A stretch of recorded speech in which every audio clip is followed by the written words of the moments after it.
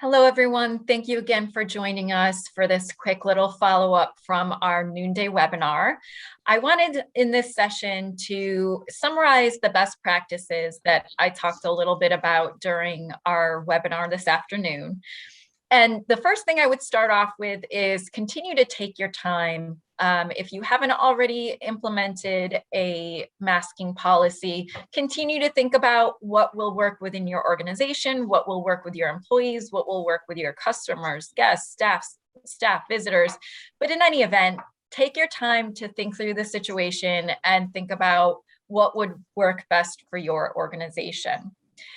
With that in mind, there's not a one-size-fits-all policy here. It really will depend on what industry you're in, where your employees are at in terms of sensitivity to unmasking, and where your customers and clients and visitors are as well. So continue, like I said, to take your time to think about it.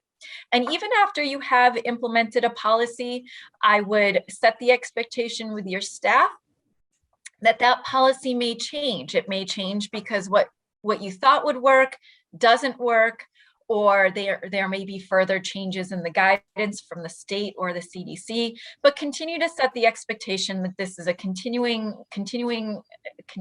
evolving situation, and that changes may be expected over the course of the next several weeks, if not months.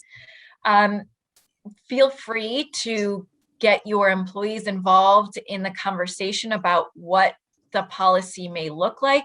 You can survey your employees to,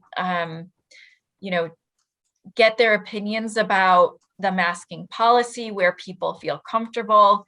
The more input you have from your employees as you develop your policy, the less pushback you may ultimately receive if you're basing your policy on the input that you have from your employees. That's not to say that you have to necessarily use specifically what your employees want you to do, but it may help in making some decisions as you are implementing a change in your mask policy. And then lastly, maybe this should be the first thing, but regardless of what you decide to do in terms of allowing fully vaccinated folks to no longer wear masks, make sure that your expectations are clearly communicated, not just to your employees, but to your customers, to your visitors, to your guests. As we all are navigating this transition period, I think it's really helpful and it's really beneficial that clear communication set expectations. For the most part, people are trying to do the right thing. They just want to know what that right thing is for each either retail establishment or restaurant or hotel, whatever it is, any place they're visiting or their workplace. They just want to know what the expectation is. Thank you.